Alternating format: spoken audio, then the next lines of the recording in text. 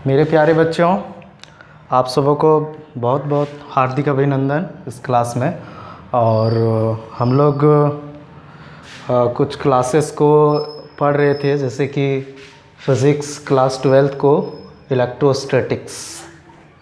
और मैंने कुछ क्लासेस का लेक्चर मैंने अवेलेबल करवाया था, और जो था कुछ मैंने जो पढ़ाया था आप लोगों को इलेक्ट्रोस्टैटिक्स में, वो कि चार्ज क्या होता है, इस पॉइंट्स में मैंने डील किया था कुछ क्लासेस में। चार्ज क्या होता है, और मैंने इस चीज़ को समझा भी दिया था, चार्ज समझ भी गए होंगे।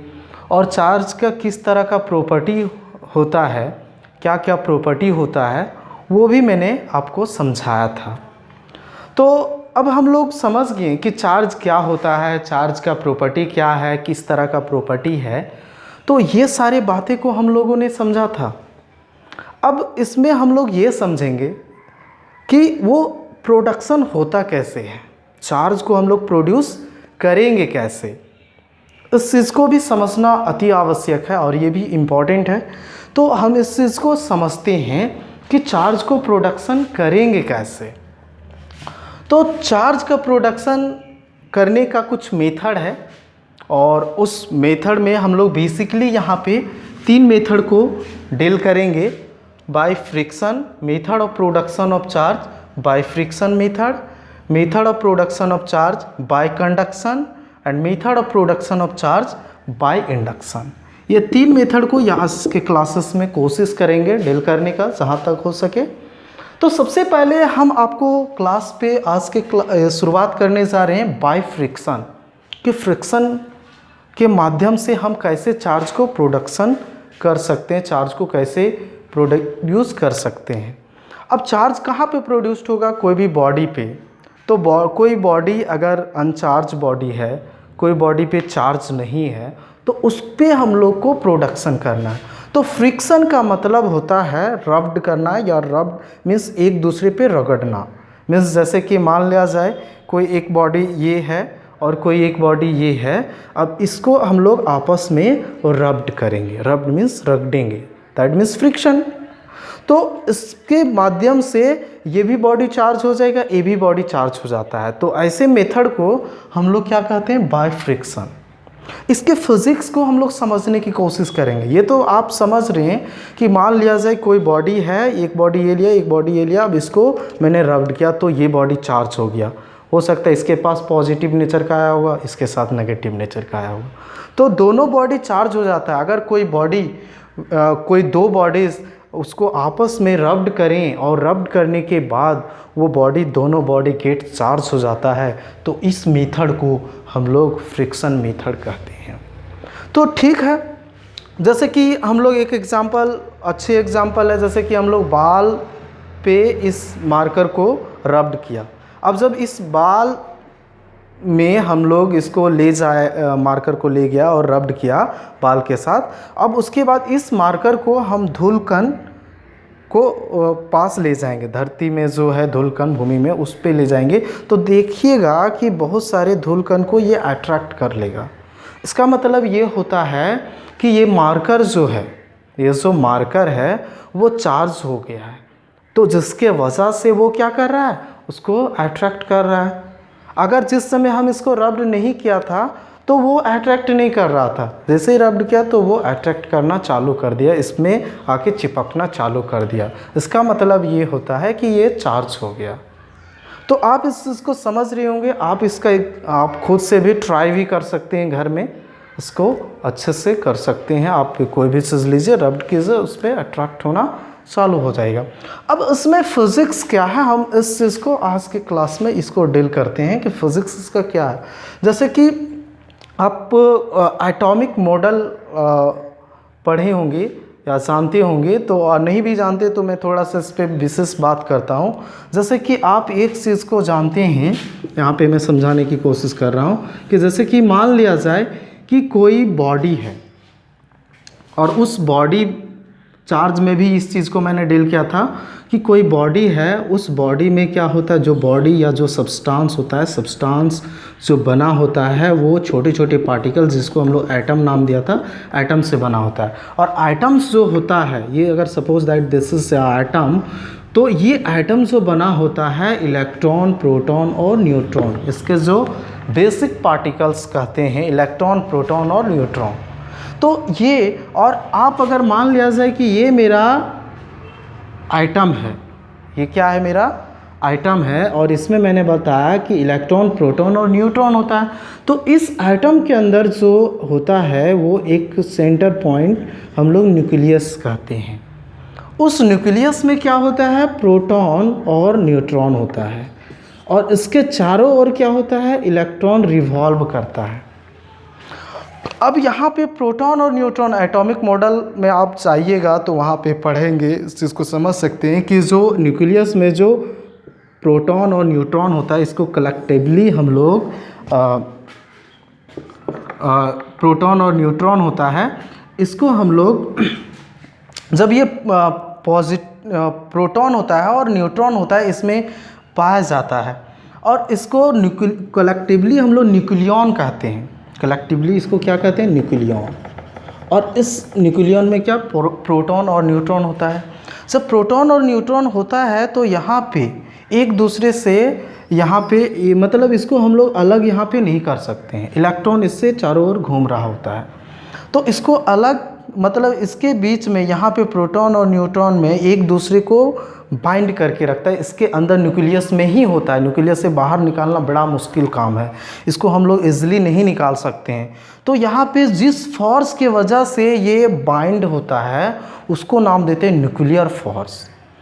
और ये प्रोटॉन और न्यूट्रॉन न्यूक्लियस में होता है और इलेक्ट्रॉन यहाँ पे होता है, और जैसे कि मैंने बताया चार्ज, तो चार्ज और ये न्यूक्लियस के बीच में एक इंटरेक्शन और होता है, उसको हम लोग इलेक्ट्रोस्टैटिक्स फोर्स कहते हैं, इलेक्ट्रिक फोर्स कहते हैं। और जो न्यूक्लियर फोर्स होता है, न्यूक्लियर फोर्स जो होता है, और जो इलेक्ट्रोस्टैटिक्स फोर्स जो होता है, इलेक्ट्रिक फोर्स जो होता है, इन कंपेयर टू अगर बात करेंगे, nuclear force very greater than electric force. अर्थात मेरे कहने का मतलब ये हुआ कि जो यहाँ पे बाइंडिंग फोर्स होता है और इसके पास जो ये न्यूक्लियर फोर्स जो होता है और जो इसके बीच में इलेक्ट्रिक फोर्स होता है, ये बहुत ही ज़्यादा होने के वजह से इसको हम लोग ईज़िली नहीं निकाल सकते हैं, ईज़िली इसको इमिट नहीं कर सकते हैं। और यही वजह है कि जब हम लोग बात करते हैं तो यहाँ से इलेक्ट्रॉन की बात करते हैं, इलेक्ट्रॉन लॉस की बात करते हैं, या इलेक्ट्रॉन को बाहर निकालने की बात करते हैं, ना कि कभी प्रोटॉन की बात करते हैं। प्रोटॉन की बात हम लोग नहीं करते। मैंने आपको कंसेप्ट ऑफ चार्ज बताया होगा, तो वहाँ पे डिफिशियंसी ऑफ इलेक्ट्रॉन और एक्सेस ऑफ इलेक्ट्रॉन की बात किया होगा, नॉट डिफिशियंसी ऑफ प्रोटॉन, क्योंकि इसको हम लोग ईजिली इमिट करना बहुत कठिन काम है। न्यूक्लियर फोर्स बहुत ज़्यादा होता है in compare to electric force, जिसके वजह से हम लोग इसको बाहर नहीं निकाल सकते हैं। और जब बाहर नहीं निकाल सकते हैं तो हम लोग किसको बाहर नहीं, ये क्या होता है, इससे इलेक्ट्रिक फोर्स इसके बीच होता है, और इलेक्ट्रिक फोर्स ये बाहर, इसके अंदर पे ये इलेक्ट्रॉन नहीं होता है न्यूक्लियस में, ये बाहर होता है, तो हम लोग इसको ईजिली इमिट कर सकते हैं, निकाल सकते हैं बाहर। तो इसको हम लोग जब बाहर निकालते हैं, इसको जब हम लोग कोई भी चीज़ को, जैसे कि यहाँ पे बात कर रहा था बाय फ्रिक्शन में, तो क्या होता है कि जब कोई दो बॉडी को आपस में रब्ड करते हैं ना, तो वहाँ पे क्या होता है, सपोज दैट कि दो बॉडी है, ये बॉडी, और इसको हमने आपस में रब्ड किया, तो रब्ड करने के बाद क्या होता है, वो इलेक्ट्रॉन को लूज़ कर देता है। जो इलेक्ट्रॉन को लूज़ करेगा, मान लिया जाए कि ये बॉडी है, इलेक्ट्रॉन को लूज़ किया, इलेक्ट्रॉन लूज़ करना मतलब इलेक्ट्रॉन यहाँ पे दे दिया, और ये सपोज दैट इलेक्ट्रॉन को गेन कर रहा है, ये क्या कर रहा है, गेन कर रहा है ये बॉडी।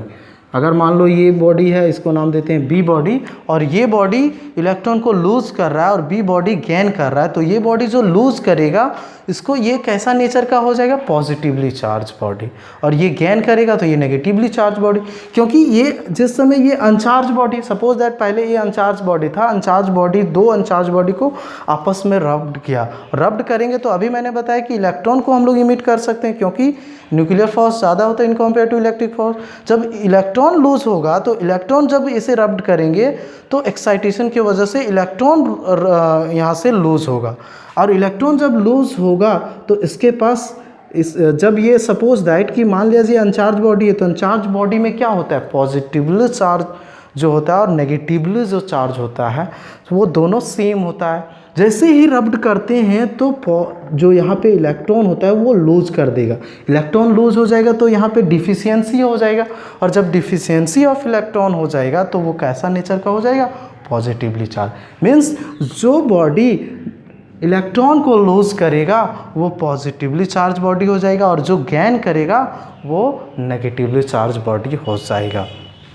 तो मेरा यहाँ समझाने का मतलब ये हुआ कि सपोज जैसे कि एक एग्जाम्पल से हम लोग लेते हैं, एक हम लोग एग्जाम्पल ले सकते हैं, बहुत ही अच्छा एग्जाम्पल है। जैसे कि ग्लास रॉड लेते हैं, ग्लास रॉड और सिल्क, ग्लास रॉड और सिल्क हम लोग लेते हैं। ग्लास रॉड और सिल्क को जब हम लोग सपोज दैट, ये एग्जाम्पल दिया भी है एनसीईआरटी में, अगर सपोज दैट ये ग्लास रॉड है, ग्लास रॉड, और ये सपोज दैट ये सिल्क है, तो ये दोनों ऑब्जेक्ट अगर हम लोग रब्ड करते हैं तो रब्ड करने से क्या हो जाएगा, ये जो ग्लास रॉड है वो ये लूज कर देता है, लूज कर देता है इलेक्ट्रॉन को, और ये क्या करता है, गेन ऑफ इलेक्ट्रॉन करता है, गेन ऑफ इलेक्ट्रॉन। जब ये लूज ऑफ इलेक्ट्रॉन कर देगा, ये बॉडी ग्लास रॉड जब लूज कर देता है, ये गेन कर लेता है, तो ये कैसा नेचर का हो जाएगा, पॉजिटिवली चार्ज बॉडी। और ये कैसा नेचर का हो जाएगा, नेगेटिवली चार्ज बॉडी। कब होगा, जब हम लोग इसको एक दूसरे के साथ रब्ड करेंगे, सब इसको एक दूसरे के साथ रब्ड करेंगे। तो यहाँ पे रब्ड करने के बाद जो होता है, क्या होता है यहाँ पे एक चीज़ और मैं समझा दूंगा। जब ये ग्लास रॉड रब्ड करते हैं तो यही क्यों लूज करेगा इलेक्ट्रॉन, लूज करने का वजह है, ये क्यों करेगा, क्योंकि इसके बीच में जो ये बना होगा ग्लास रॉड, वो इसके आइटम जो होंगे, वो आइटम्स के बीच में जो बॉन्डिंग जो बनाया होगा, वो बॉन्डिंग जो होगा इन कंपेयर टू सिल्क बहुत ही कम एनर्जी के साथ होगा, मीन्स बॉन्डेड, मीन्स उसके पास एटम के बीच में जो एनर्जी का जो बॉन्डिंग होगा वो बहुत ही कम होगा, मतलब कम होगा इन कंपेयर टू सिल्क। और जिसके वजह से जैसे ही रब्ड करते हैं तो उसका बॉन्डिंग टूट जाता है, और टूट जाने के बाद जो लूज क्या होगा, अभी मैंने बताया इलेक्ट्रॉन ही बाहर आ सकता है, फ्री हो सकता है, तो इलेक्ट्रॉन इजली यहाँ से बाहर आ जाता है, और ये क्या कर लेता है, इसको गेन कर लेता है। तो इस प्रकार से ग्लास रॉड पॉजिटिवली चार्ज हो जाता है और ये नेगेटिवली चार्ज हो जाता है। पॉजिटिवली ग्लास रॉड इसलिए पॉजिटिवली चार्ज हुआ क्योंकि इसके बीच में जो बॉन्डिंग बनाया होगा वो बहुत ही लूज होगा, और जब लूज होगा तो ये इलेक्ट्रॉन को लूज करने में, इलेक्ट्रॉन को बाहर यहाँ से निकलने में इजीली बाहर निकल जाता है, और ये इसको गेन कर लेता है। तो इसके वजह से ग्लास रॉड पॉजिटिवली चार्ज हो जाता है और ये नेगेटिवली चार्ज बॉडी हो जाता है। तो आपको बच्चे समझ में आया। तो मैंने यहाँ पे क्या समझाया कि जब कोई दो बॉडी को रब्ड करेंगे तो ये रब्ड करने के बाद एक बॉडी लूज कर देगा इलेक्ट्रॉन, वो पॉजिटिवली चार्ज हो जाएगा, जो गेन कर लेगा वो नेगेटिवली चार्ज हो जाएगा। अब इसका मतलब ये हुआ, आपको मैंने ये भी समझाया कि कोई भी इलेक्ट्रॉन जो होता है उसके पास मास होता है, मास पार्टिकल है, इसके पास मास है। जब ये बॉडी लूज कर रहा है इलेक्ट्रॉन को, इसके पास जा रहा है, इसका मतलब ये हुआ कि ये क्या कर रहा है, मास को भी कम कर रहा है, मीन्स लूज कर रहा है, इलेक्ट्रॉन बाहर जाएगा तो क्या होगा, कुछ ना कुछ मास कम होगा। इसका मतलब ये हुआ कि जब फ्रिक्शन मेथड में हम लोग जब चार्ज को रब्ड करते हैं तो इलेक्ट्रॉन लूज होता है, और इलेक्ट्रॉन जब लूज होता है तो उस केस में इलेक्ट्रॉन लूज होने से क्या होता है, यहाँ पे मास भी कम हो जाता है। मीन्स जो पॉजिटिवली चार्ज बॉडी होगा, जिस समय इस अनचार्ज बॉडी था उस समय का मास अगर m था, और जैसे ही इसको लूज किया इलेक्ट्रॉन, जैसे ही लूज़ किया इलेक्ट्रॉन तो ये मान लो m डैश बन गया। तो m डैश अगर बन गया तो इसका जो वैल्यू होगा m डैश का जो वैल्यू लेस देन हो जाएगा m। मतलब कहने का मतलब जो पहले वाला जो मास था इसके पास उससे कम हो जाएगा, क्योंकि ये लूज़ कर दिया, और इसके पास क्या हो जाएगा, मास ज़्यादा हो जाएगा, क्योंकि इन्होंने ये जो बॉडी है वो इलेक्ट्रॉन को गेन कर लिया है। और जब ये इलेक्ट्रॉन को गेन कर लिया है, इलेक्ट्रॉन को ये गेन कर लिया है, इसका मतलब इसके पास मास भी बढ़ जाएगा।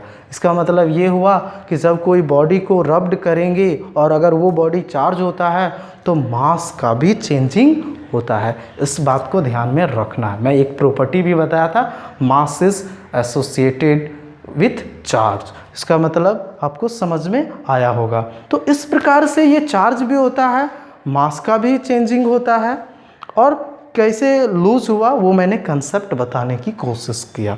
तो बच्चे आपको समझ में आ गया होगा कि हम कैसे फ्रिक्शन मेथड से कर सकते हैं। अब आते हैं हम लोग पढ़ते हैं नेक्स्ट टॉपिक पे चलते हैं, वो है आपका कंडक्शन। कंडक्शन मेथड में क्या होता है, यहाँ पे कंडक्शन मेथड में एक बॉडी हम लोग चार्ज बॉडी लेते हैं और एक बॉडी लेते हैं अनचार्ज बॉडी। अब ये दोनों को केप्ट इन कांटेक्ट रखते हैं, मीन्स इसको कांटेक्ट में रखेंगे, मीन्स टच में रखेंगे। सब इसको टच में रखेंगे। अगर मान लिया जैसे सब एक बॉडी लिया चार्ज एक अनचार्ज, जैसे मान लिया जाए ये आपका अनचार्ज बॉडी है, ये अनचार्ज बॉडी है, और ये मान लिया जाए आपका चार्ज बॉडी है, चार्ज बॉडी। तो क्या होगा यहाँ पे, अनचार्ज बॉडी को चार्ज बॉडी के कांटेक्ट में, वह जब कोई बॉडी को व्हेन ये charge body is kept in contact with uncharged body, तो अनचार्ज बॉडी गेट चार्ज। इस प्रकार से के मेथड को कंडक्शन मेथड कहते हैं। अब इसमें क्या होता है फिनोमेना, जब हम लोग जैसे ही चार्ज बॉडी को अनचार्ज बॉडी के कांटेक्ट में रखते हैं तो क्या होता है, तो अनचार्ज बॉडी में क्या होता है, अनचार्ज बॉडी में जितना नंबर ऑफ पॉजिटिव चार्ज होगा उतना ही नंबर क्या होगा, negative charge. Means number of positive charge number of negative charge दोनों सेम होगा।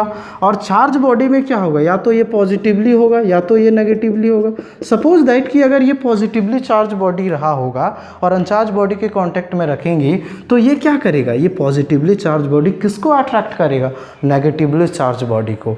तो नेगेटिवली चार्ज को अट्रैक्ट करेगा, तो यहाँ पे दोनों है, तो ये क्या करेगा, नेगेटिवली को नेगेटिव चार्ज को अट्रैक्ट करने लगेगा। कहाँ से, अनचार्ज बॉडी से। इस प्रकार से जब इसको अट्रैक्ट करेगा, इसको अपनी ओर ले आएगा, तो ये क्या होगा, यहाँ पे क्या बच जाएगा, पॉजिटिवली चार्ज। तो इस प्रकार से ये बॉडी क्या हो जाएगा, चार्ज हो जाएगा। इसका मतलब क्या हुआ कि जब कोई चार्ज बॉडी को अनचार्ज बॉडी के कांटेक्ट में रखेंगे तो अनचार्ज, अगर ये पॉजिटिवली चार्ज बॉडी होगा तो अनचार्ज बॉडी से इलेक्ट्रॉन का लूजिंग होगा, और इस प्रकार से ये पॉजिटिवली चार्ज बॉडी हो जाएगा, क्योंकि यहाँ से क्या हो रहा है, इलेक्ट्रॉन लूज हो रहा। तो अगर यही मान लिया जाए ये नेगेटिवली चार्ज कर देते हैं, इसको हम लोग क्या कर देते हैं, नेगेटिवली चार्ज कर देते हैं। तो ये नेगेटिवली चार्ज करेंगे तो अब किसको ये अट्रैक्ट करेगा, पॉजिटिव चार्ज को। तो इस प्रकार से ये कैसा चार्ज हो जाएगा, नेगेटिवली चार्ज बॉडी को। तो मेरा कहने का मतलब ये हुआ कि जब कोई चार्ज बॉडी को यहाँ से यहाँ पे जो होता है, यहाँ पे मैंने थोड़ा सा मिस्टेक, फिर से इसको समझ लेते हैं कि जब कोई चार्ज, अगर ये नेगेटिवली चार्ज बॉडी है और ये अगर अनचार्ज बॉडी को कांटेक्ट में रखते हैं तो यहाँ पे पॉजिटिव नेगेटिव दोनों हैं, पॉजिटिव नेगेटिव दोनों हैं। तो पॉजिटिव नेगेटिव जब दोनों है तो यहाँ से यहाँ पे पॉजिटिव है, यहाँ पे नेगेटिव है, तो ये किसको अट्रैक्ट करेगा, ये पॉजिटिव नेगेटिव को अट्रैक्ट करेगा।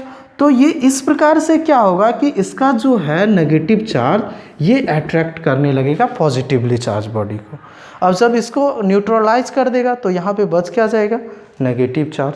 तो नेगेटिव चार्ज का एक्सेस हो जाएगा, तो इस प्रकार से ये नेगेटिवली चार्ज हो जाएगा। तो इस प्रकार के फिनोमेना से अनचार्ज बॉडी को कैप्ट में रख के अगर हम लोग चार्ज करते हैं उस अनचार्ज बॉडी को, तो हम उसको कंडक्शन मेथड कहेंगे।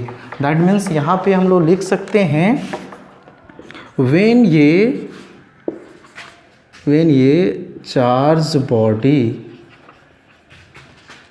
body is kept in contact with uncharged body uncharged body, the uncharged body get charge. और मैंने एग्जांपल से भी समझा दिया। अनचार्ज बॉडी को लिए चार्ज बॉडी को रखेंगे तो वहाँ से इलेक्ट्रॉन या तो लूज होगा या तो आपका वो गेन करेगा। तो इस प्रकार से अगर अनचार्ज बॉडी अगर कैप्ट कर रखते हैं अनचार्ज बॉडी के, तो अनचार्ज बॉडी गेट्स चार्ज हो जाता है। तो इस मेथड को हम लोग कंडक्शन मेथड कहेंगे। अब इंडक्शन में क्या होता है, इसमें कैप्ट कांटेक्ट रखते हैं। इंडक्शन में क्या होता है कि उसको कैप्ट कांटेक्ट में नहीं रखते हैं, उसको नियर में रखते हैं। मीन्स व्हेन ये charge body is kept in near with uncharged body, तो उस केस में the uncharged body gets charge. वैसे केस में अगर अनचार्ज बॉडी गेट्स चार्ज हो जाता है इंडक्शन मेथड में, तो मीन्स इंडक्शन मेथड में क्या होता है, उसको कैप्ट नियर रखते हैं। इंडक्शन मेथड में हम लोग कैप्ट नियर रखते हैं व्हेन ये charge body is kept in near with uncharged body, the charge body gets charged। कैसे होता है इसको भी हम लोग समझते हैं। जैसे कि कंडक्शन में मैंने बताया, इसको आप लिख लीजिएगा। जैसे कि मैंने बताया कि सपोज दैट अगर मान लिया जाए कोई बॉडी है, ये सपोज दैट एक कंडक्टर है, इसमें ये अनचार्ज बॉडी है। अब इसको हम लोग पॉजिटिव चार्ज बॉडी के कांटेक्ट में रखा, तो अगर जैसे ही पॉजिटिव चार्ज के कांटेक्ट में रखेंगे तो ये क्या करेगा, इसके पास ये इसके एक साइड में क्या होगा, नेगेटिव चार्ज आना चालू हो जाएगा, और इसके पास क्या हो जाएगा, एक साइड में पॉजिटिवली चार्ज। क्योंकि दोनों है तो ये क्या एक्साइटेशन होगा इसके पास, और ये पॉजिटिव चार्ज क्या करेगा, इसको अट्रैक्ट करने, पॉजिटिव चार्ज नेगेटिव चार्ज को अट्रैक्ट करने लगेगा, इलेक्ट्रॉन को अपनी ओर खींचने लगेगा।